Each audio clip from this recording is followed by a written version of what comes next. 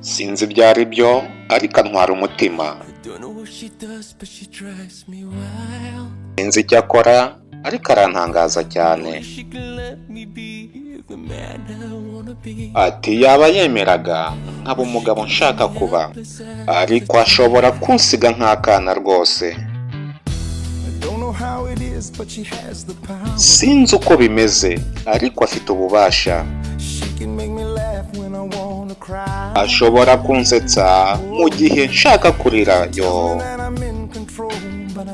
Atambwira ko hari igihe ubuyoboye byose ariko ndabizi abambeshya. Ati gusa ibyo simba mbyitayeho. Ese azagukunda ejo nk'uko agukunda uyu munsi?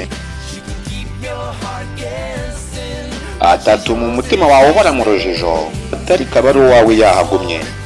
Ati kandi uko niko bimera. Gukunda umugore,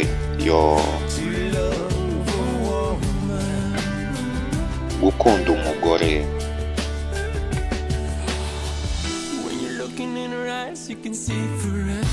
Ati iyo umurebye mu maso ushobora kumubonamo icyizere rwose. Ati ufatwa n'ubwiza bw'umutima we.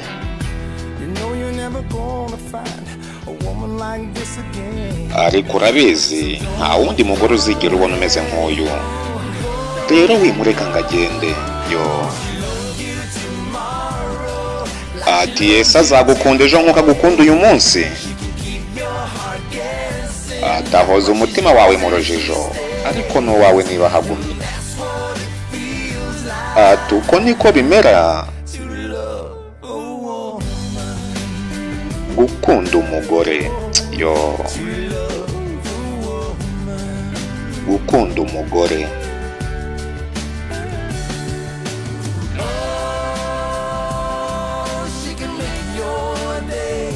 Atashobora kugukorera umunsi rwose. Byose yabyigizayo, yaba ibyiza cyangwa ibibi. Turabizi ko amaherezo byose uzongera ukabikora. Ugakunda umugore.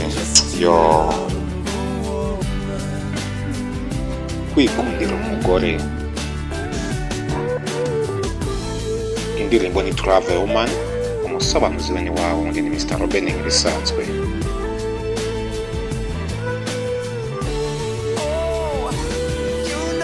Turabizi. Ati yego ndabizi. Ati ese azagukunda ejo nk'uko agukunda uyu munsi? Ahoza umutima wawe mu rujijo, atari kaba ari uwawe iyo ahagumye. Ati kandi niko bimera.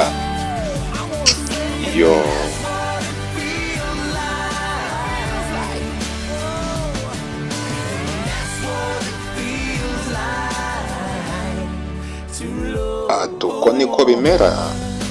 Gukunda umugore.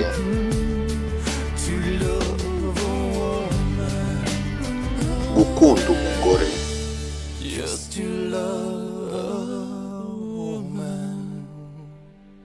Gukunda umugore rwose.